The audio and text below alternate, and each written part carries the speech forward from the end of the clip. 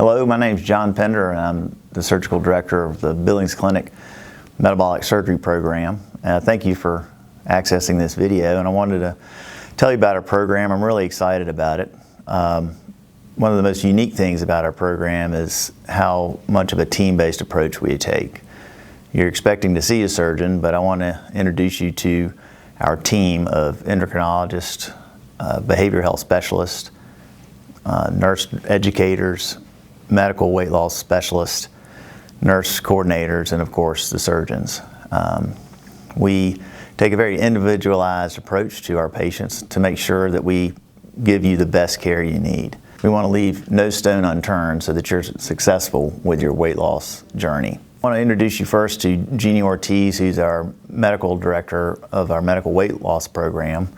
All of our patients, surgery or non-surgical, will go through her and see all the members of the team, and all our weight loss surgery patients go the same route so that they get the same care. So sit back and enjoy this video. Hello, welcome to our video. My name is Dr. Jeannie Ortiz. I'm the obesity specialist in Billings Clinic at the Diabetes Endocrinology and Metabolism Center. We're happy that you're looking into our metabolic surgery program. I would like to review with you some basics of the science of obesity. Believe that will give you a better insight on why it's so difficult to lose weight and why metabolic surgery will be an option for you. One of the first things that I want to review with you is that obesity is a chronic relapsing condition. That means that there's many reasons why we gain weight and why it's so difficult to lose it. You will experience changes in your metabolism, being things like high blood pressure, high cholesterol, heart disease, as well as problems in your knees, hips. Therefore, it's very important to take care of obesity because it is related to many other conditions. Obesity has a lot of reasons why it happens, but one of the things that it does occur is that it can be your immunological system that can be involved. It can be chronic stressors. So we want to be sure that when we are evaluating you, we take all those things into account to help you be the most successful. In old times, we used to treat obesity just thinking that the only thing we needed to do was to monitor how much you were eating and the exercise you were doing. In other words, calories in, calories out. But we know now that that is not such a simple balance. There's many factors that go into play in order for you to be able to lose weight. One of the things that I want to be sure you understand is we know the struggles that you've been going through. As a science, we know that obesity is a disease of what we call hypothalamic signaling. That means that it is part of the brain that is giving you this information to continue eating or to not be able to burn the calories properly. So it's not necessarily an issue of willpower like you've been told forever. One of the things that we try to do is to analyze, why is this happening? Why are you having an imbalance in your system that is making you gain weight? That being said, that does not mean that there are a lot of behavioral factors that we need to monitor as well. But we want to be sure you understand that we know what you're going through and we're here to help you. Very important to also remember is obesity is a chronic disease. Even if you have metabolic surgery, you have to remember that metabolic surgery is only a tool to help you in your weight loss journey. It is not the only solution, okay? So you have to work on many other factors in order to be successful long term, okay? In the past, our body was created in a way that we were supposed to be hunters and gatherers. So what that means is that our body is created in a way that we will go hunt, get our meat, get our nuts and berries, whatever we needed to get our nutrition, but then we would be extremely active. We will eat very frequent small meals. Because of that, our body is made to be able to conserve when there is times of no food. The same thing when there's times of very high stress or any type of condition that might be affecting your metabolism, the body will conserve, and that's what makes it so difficult for you to lose weight. So important to know is that they are what we call counter-regulatory mechanisms in our body. That means that in our brain and in our small intestine and in our stomach, there's all these hormones that are in a fight in a way, trying to protect our system. Because of that, if you have any issues with diabetes, insulin resistance, high cholesterol, high blood pressure, all those things will take an effect on how your body will be able to lose weight, or will promote it actually to gain weight. So I tend to tell my patients a lot that it's very important to know that our body's job is not to lose weight. We were created in order to protect. That means to maintain. What we call that is to maintain the weight that you've been the most. For example, if you have been most of your life 220 pounds, that's what the body is going to protect. We call that a set point. When the body is protecting, then even when you try to lose weight, maybe you'll go in a very fancy diet, you'll lose some weight, but then the body is going to take you back where you were before. Why? Because it's protecting you, okay? So in order to lose weight, we need to be able to tip the balance. How do you do that? Well, you try to tip the balance by trying to improve something in your nutrition, in your physical activity, in your metabolism, in your behavior, in order to be able to allow your body to want to lose weight. Otherwise, it's going to try to protect you. Okay, so remember, it does not try to gain weight. So it's not that your body's doing this to you. It's not trying to make you gain weight, but it is not supposed to help you lose. Okay. So what I would like to review with you now is what we call the set points and plateaus. So as you look at this slide, you'll see that if, let's say, your starting weight is about 250 pounds, then you are trying to tip the balance with a medical weight management or whatever program that you are following. The body will try to lose some weight because you're changing something, you're tipping the balance. So when that happens, then the body goes to a lower weight. But that is not yet a set point. Meaning that if you stop your diet, let's say you decided to do any type of program, Weight Watchers, whatnot, you will lose the weight, but if you do not continue with those new healthy behaviors, your weight is going to go back up to your previous set point. Okay, so metabolic surgery is one of the few things that will offer you the benefit of being able to bypass these set points and be able to have a rapid weight loss without much fight from your body. That being said, once you reach a new plateau, which probably will be 50, 60, 100 pounds lower, then you will need to work on trying to get your body to stabilize at that weight and not want to go up. And the only way to do that is by having healthy behaviors, okay? That's why it's so important through our program that you work with our team so you will learn all these behaviors. So the treatment of obesity is very multifactorial. There's many things that you can try. So we understand that it takes time to make the right choice. We also understand that it's very challenging in order to lose weight. So it seems at the onset that is an easy thing. Well, eat less, exercise more. But we know now, and now so do you, that it is not so simple.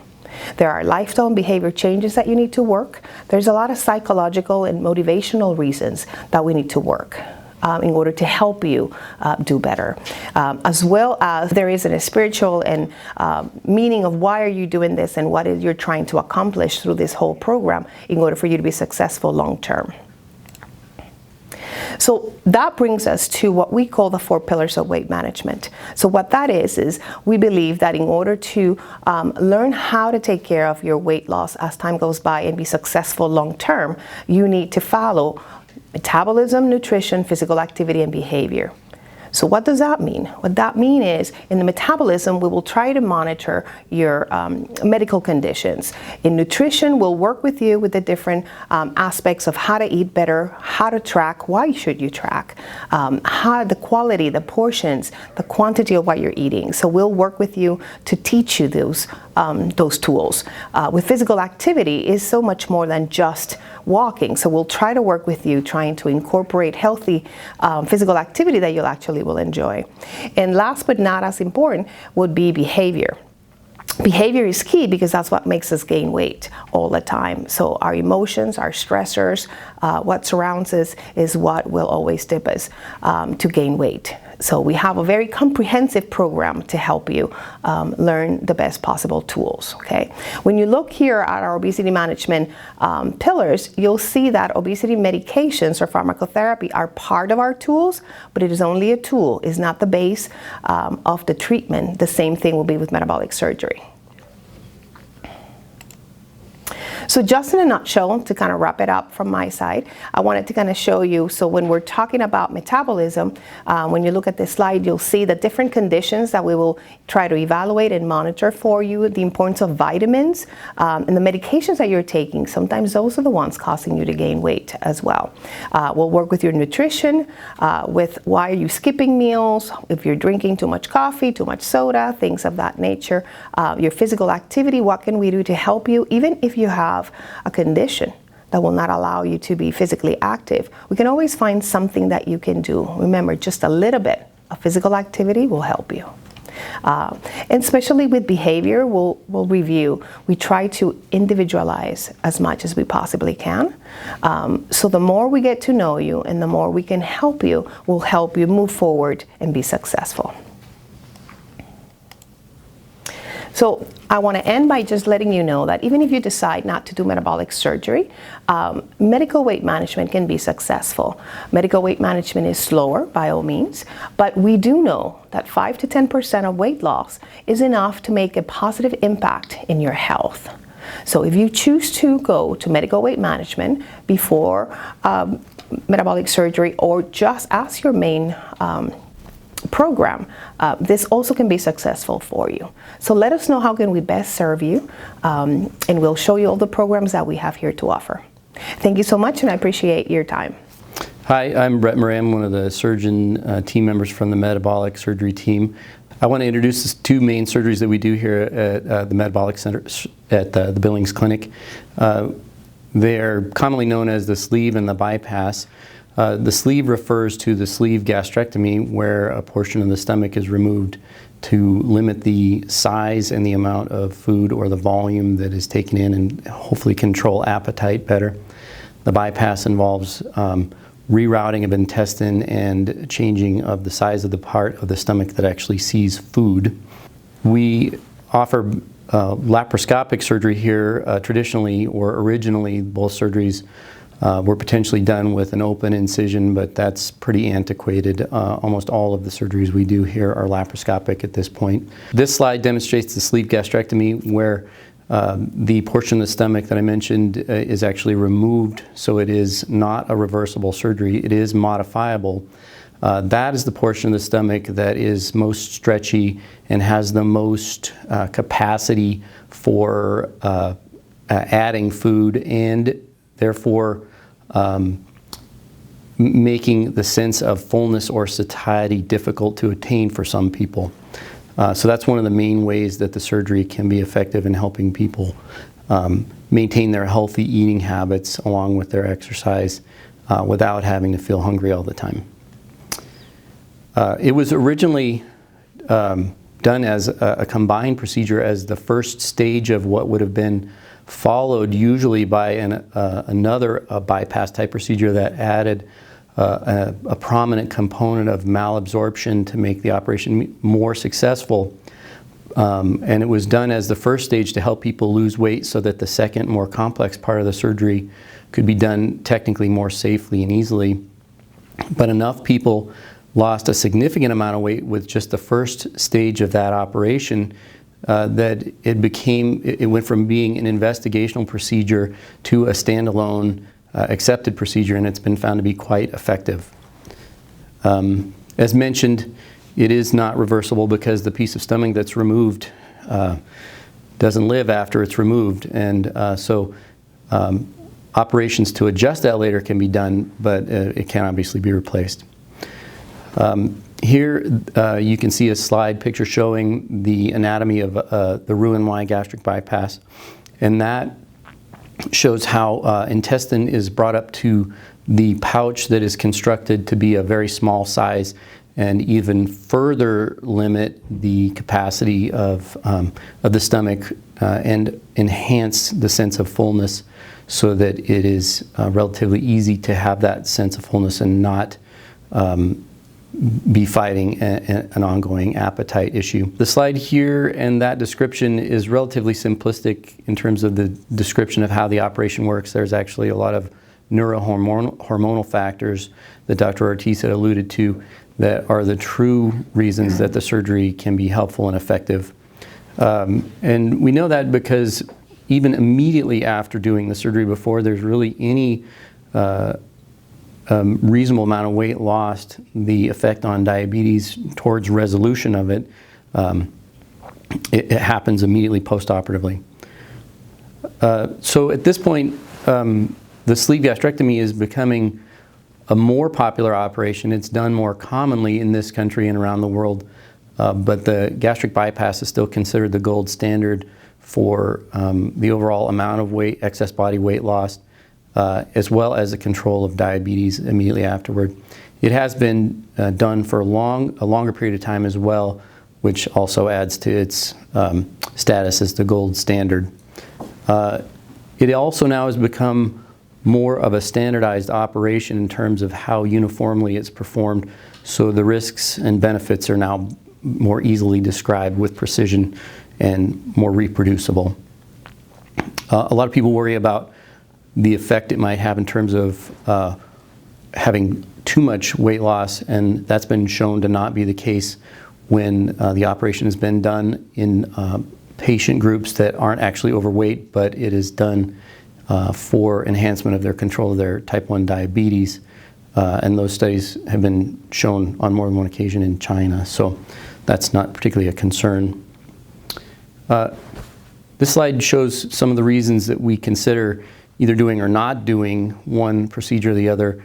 In the case of the sleeve, if you have really bad reflux problems, they're likely to get worse with the sleeve gastrectomy because the operation removes the stretchy part of the stomach and leaves more of a rigid pipe-like stomach, so that higher pressures are generated, and that can mean backwards flow as much as downward flow, and therefore the reflux problems. And in fact, as many as 15% of people that have no reflux at all can develop it from the surgery. So that's definitely a consideration if you already are fighting reflux. The hiatal hernia isn't necessarily a contraindication of the surgery, but it would definitely need to be addressed if you were having either surgery. The previous surgeries that involve having scar tissue in the same area as where the staple line for the sleeve would also be considered possible reasons to avoid that operation, as healing in those areas would be suboptimal and more prone to having a leak type problem. In terms of the gastric bypass contraindications, there aren't too many, but inflammatory bowel disease can be a concerning problem, mainly because it needs to be able to be monitored endoscopically, and with the gastric bypass, the anatomy would change so that part of the stomach would be difficult, if not impossible, to reach or surveil with an endoscope. So in summary, I think everybody should think individually about what their different medical factors are and what their lifestyle issues are. One operation isn't right for everyone, so the decision is very individual. And take your time, think through it, talk with every member in the team, and make sure you're making the right decision for you. Thank you, Dr. Murray, for going over those operations. I think it's best to come to your first appointment with an open mind. There's a lot of information out there on the internet and from friends that have had these surgeries, so I think it's important to listen but not make any decisions before you come. We really want to fine-tune the care and path for the individual. We often hear a lot of myths, so I want to talk about some of the things that we often hear that just simply aren't true.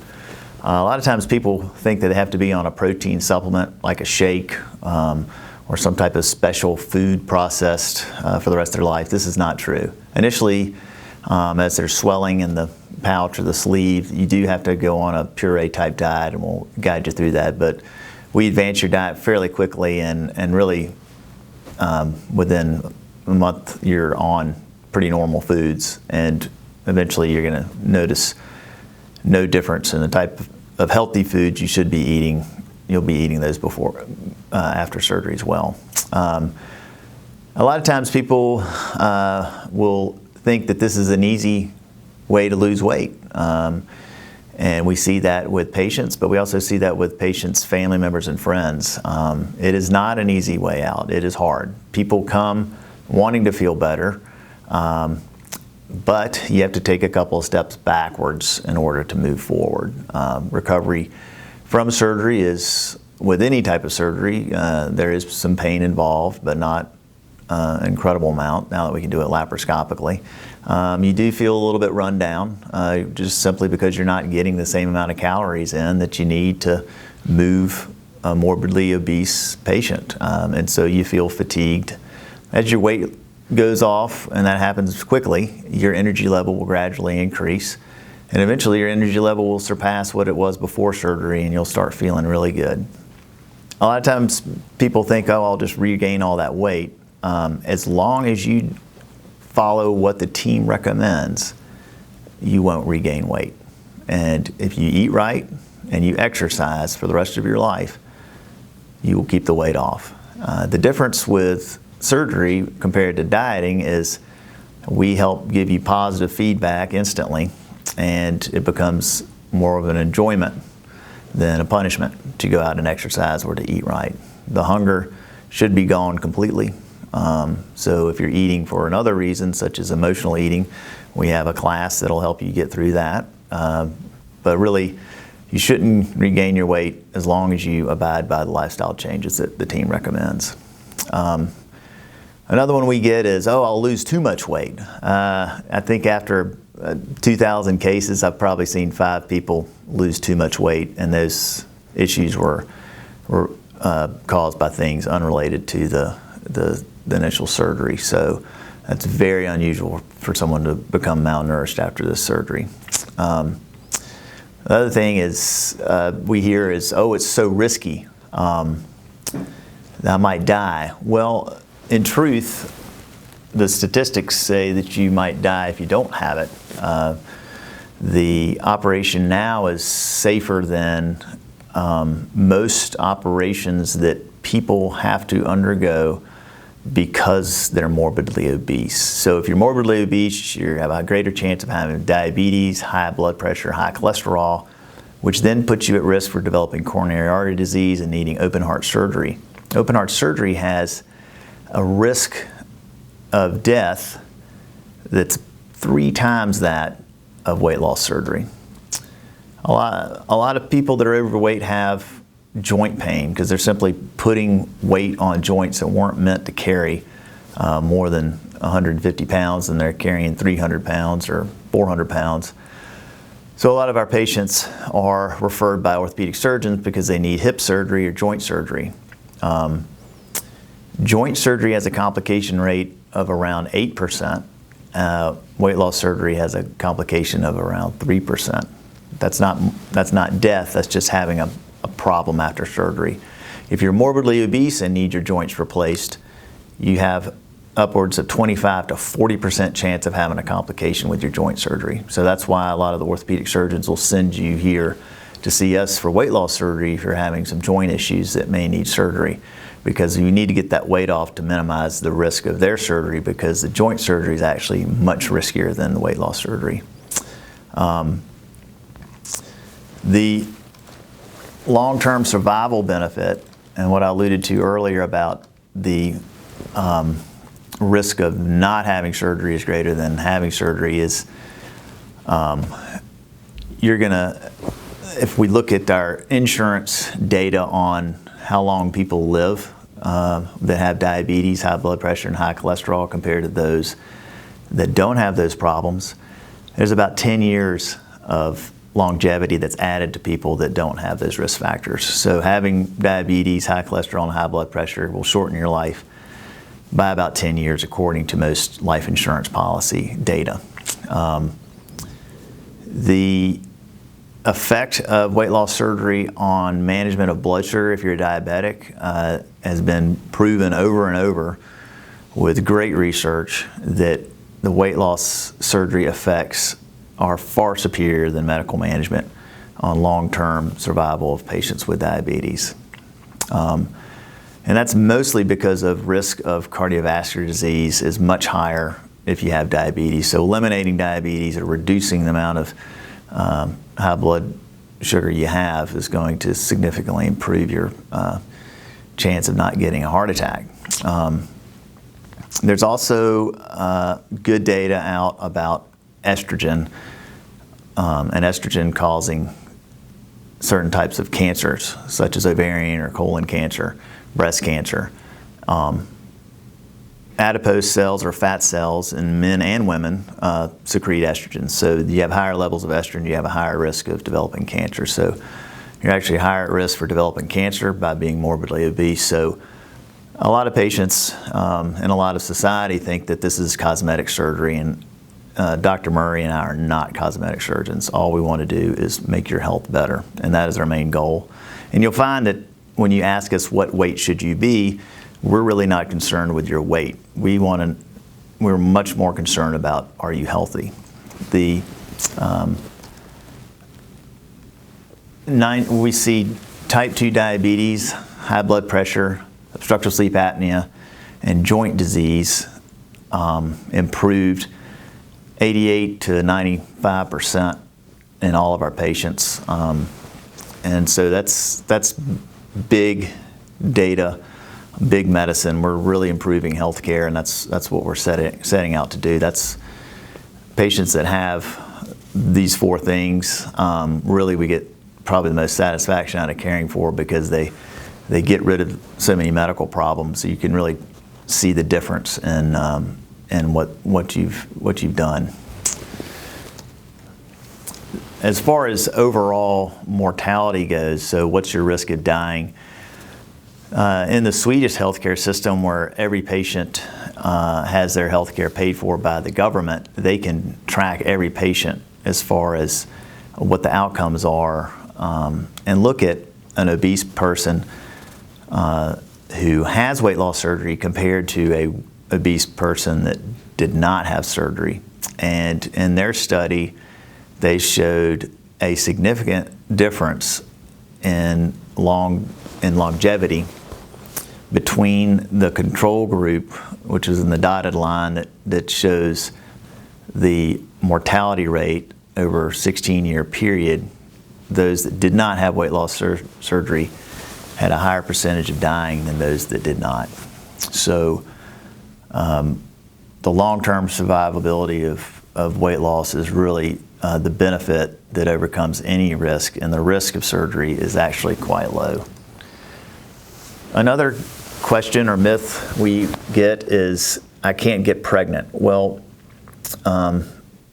the data shows that you're actually much more difficult to get pregnant when you're morbidly obese. In fact, on the top floor of our metabolic center, we have our reproduction and endocrinology and infertility clinic, because that too is a metabolic disease. And weight loss and weight loss surgery can improve fertility.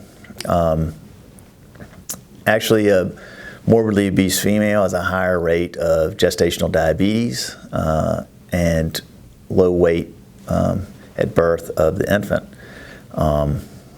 The birth defect risk is a little bit higher, and so losing weight, if you're considering pregnancy, is actually going to be much better and much more successful. However, during the 12 to 18 months after surgery, you are in a rapid weight loss pathway, and that can be less than adequate for a growing baby. So we really don't want a pregnancy during the 12 to 18 months, and we'll counsel you about some form of birth control.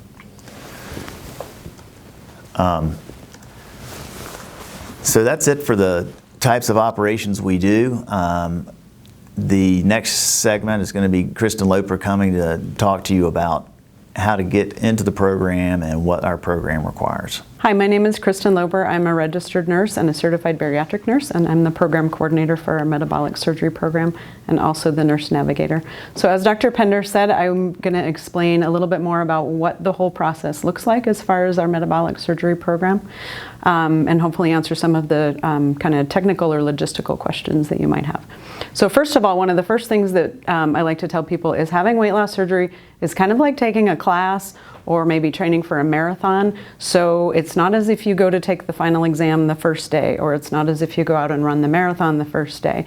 It's something that takes some time and preparation. There's a lot to learn, there's a lot to study, there's a lot to kind of incorporate into your lifestyle. So it's definitely a journey to the finish. So in terms of who qualifies for weight loss surgery, if your insurance covers it, and we'll talk about insurance in a minute, but if your insurance covers weight loss surgery, the medical criteria are that your BMI be 40 or greater. And if your BMI is 40 or greater, that automatically qualifies you.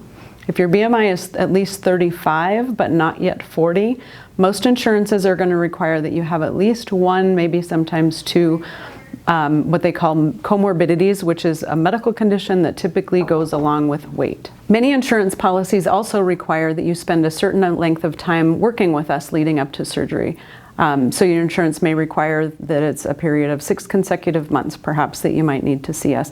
And for these reasons, we want to make sure that we verify your insurance benefits up front. Once you've finished watching this video, if you have not done so already, we will have you contact our financial counselor, whose number is listed here.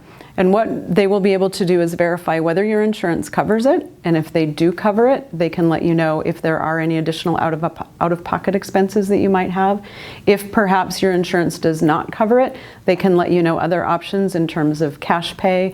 And we also do have a medical weight management program that might be appropriate for you if insurance doesn't cover weight loss surgery. Once you've talked to our financial counselor, if you want to move forward at that point, then we'll have you call to schedule your first appointments.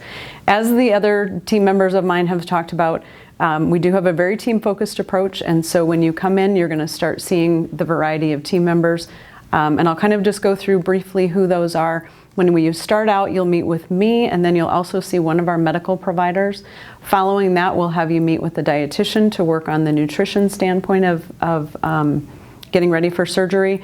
We'll also have you meet with our social worker. She focuses on the behavior pillar and the behaviors that lead to weight management and a person's ability to be successful with managing their weight. We'll have you meet with one of our trainers, and their role is helping people with physical activity. And then there may be other referrals that are made. We evaluate everybody for such things as sleep apnea. Depending on which type of surgery you're having, you may have additional testing to help make the decision of which procedure would be the best for you. We may have you meet with our ambulatory pharmacy team to review medications and how medications and their absorption may change after surgery. So that's kind of a little bit of who our team is and the various visits that you'll have. As far as the length of time that people spend leading up to surgery, as I mentioned before, some of that may depend on your insurance. But for the most part, on average, people are going to spend probably at least 4 to 5 months working with us before we're ready to schedule surgery. I always like to remind people that having weight loss surgery is not like having your appendix taken out, where life just pretty much goes on like normal the next day. This is a big change, and so there's a lot of lifestyle components that go into it. And so it's not the type of surgery that if somebody walked in that we would do the next day. There's a lot of preparation that needs to be done in order to set somebody up to be successful afterward. So at Billings Clinic, the requirements that we have would be that somebody is at least 18 or older. We don't do surgery on any adolescents, so somebody has to be at least 18. We don't have an upper age limit. We do just assess everybody on a case-by-case basis. Certainly if somebody, regardless of their age, has health conditions that would make surgery not safe or not a good idea, we're not going to want to do an elective surgery on someone that we might put their health or their life at risk by operating on them. And then the other thing, and probably the most important thing, is that people need to demonstrate behavior change leading up to surgery. Those behaviors can fall in any of those 4 pillars, and so people may be working on nutrition changes, maybe physical activity changes, how to handle emotional situations that might affect their eating habits, and we definitely need to see that behavior change prior to surgery. And again, that's part of why we don't operate on somebody right out of the chute. We want to make sure that we're setting people up to be successful. This is an elective surgery, and I like to remind people that goes both directions. Obviously, people are electing to want to have weight loss surgery, but if we feel that the benefits do not outweigh the risks, we may elect not to do surgery on a given person, and that's part of what we'll identify in the process leading up to surgery. Some things that we need to make sure before surgery that we work on probably starting to eliminate, one of those would be nicotine. And that is any form of nicotine that you're using. So that would include chewing, smoking, vaping, patches, gum. Nicotine puts you at increased risk for stomach ulcers. And after surgery, you're also going to have a risk of stomach ulcers. And so we don't want to have nicotine in the system that's going to increase that risk even more. It takes about 3 months to work nicotine out of your system. And so we do check people to make sure that their system is clear of nicotine before the time of surgery. Any illicit drug use, we don't want to have that present as well, and that includes medical marijuana. And so that is something that we will test people for too, to make sure that it's out of your system, both for increased risk of ulcers and also because of the fact that it is usually makes people more hungry, and so that kind of is a little counterproductive to trying to lose weight. Another thing that we work on eliminating is carbonation. So after surgery, whether you have a sleeve or a bypass, you have a smaller stomach, and the surgeons talked about the fact that it doesn't stretch, and so it's kind of a high pressure environment, and putting carbonation in that small high pressure stomach is kind of almost like a volcanic effect, and so it's something that's really not tolerated after surgery. And in general, in terms of cutting out carbonation, we always also like to think about cutting out the calories that we're drinking. And so avoiding alcohol as much as possible, and avoiding sweetened beverages. We like people to be well hydrated and drinking plenty of fluids, but those fluids should really be things that are non-carbonated, non-caffeinated, and sugar-free. As a society, we drink a lot of our calories, fun coffees and things like that, and so that's kind of a really great way to start with a more healthy lifestyle and maybe seeing a decrease in weight by not drinking so many calories. In terms of finances, they're very individual depending on your insurance, depending on your deductible, your maximum out of pocket, and our financial counselor is available to help answer those questions. We do have a program fee associated with our surgical program. That is something that covers some of the classes that you take. We do body composition analyses both before and after surgery, and that's covered under that program fee as well. None of our out-of-pocket costs are collected until we know that surgery is a go. So it's not something that you have to pay up front. They would all be paid at the time that we have prior authorization and we're ready to schedule your surgery and move forward. Most people, like Dr. Pender mentioned, want to know, what should I weigh after surgery? Our program is really not big on setting goal weights with patients, and part of the reason for that is it's really difficult to predict where somebody might end up at the end of their journey when their weight has plateaued after the majority of the weight has been lost. Some things that can affect this would include their gender, their genetics, the medications that they take, the health conditions that they might have, their eating habits, their physical activity. So we try and avoid setting an actual number, on the scale weight with patients, because I don't want to ever see people feel disappointed that they haven't hit that particular number. So setting a range maybe where people would be comfortable, I think that that's fine. We're also really encouraging patients to set behavior goals and lifestyle goals. So maybe the goal is to get off of your blood pressure medicines, or get off of your diabetes medications, or to be able to walk a 5K, or get down on the floor and play with your kids or grandkids and be able to get back up again. Those are the things that are really important, and those are the lifestyle changes and health improvements that we want to see. That being said, people are very curious to know how much weight could they reasonably expect to lose after weight loss surgery. Statistically, we could expect people to lose somewhere between 60 and 80% of their excess body weight. So that's not your total body weight, that's your excess body weight. How do we figure out how much excess body weight a person has? If we look at a BMI chart, and your BMI is a calculation that factors in your height and weight, you can see that the BMI chart is divided into categories: normal, overweight, obese, morbidly obese. So if you look at your height and the top edge of the normal weight category or the normal BMI category for your height, that would be your starting point. Anything above and beyond that would be your excess body weight.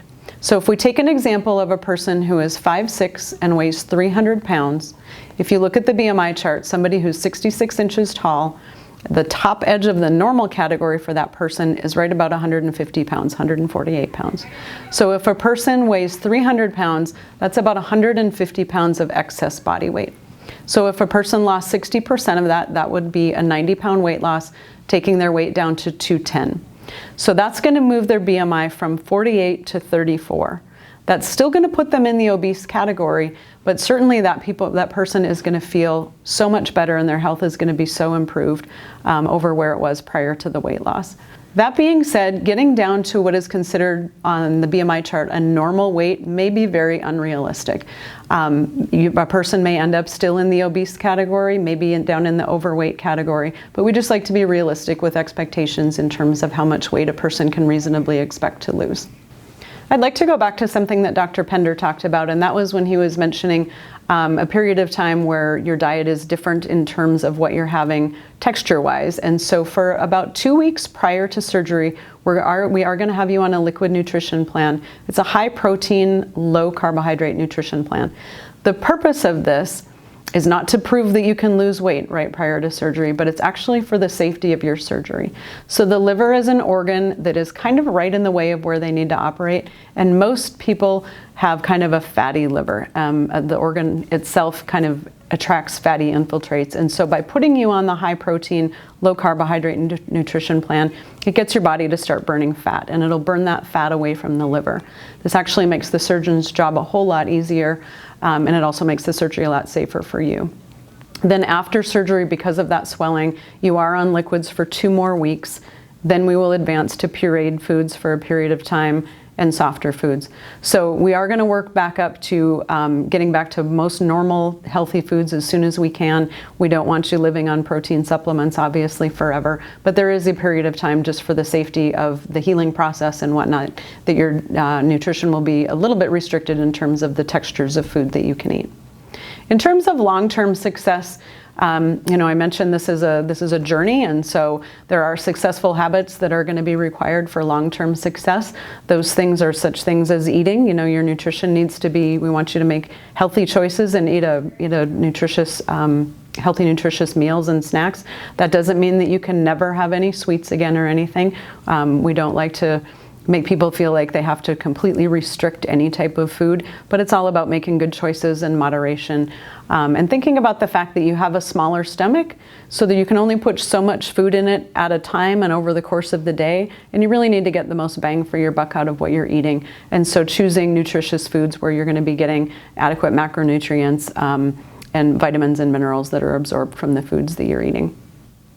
Another successful habit that's required for long-term success is physical activity.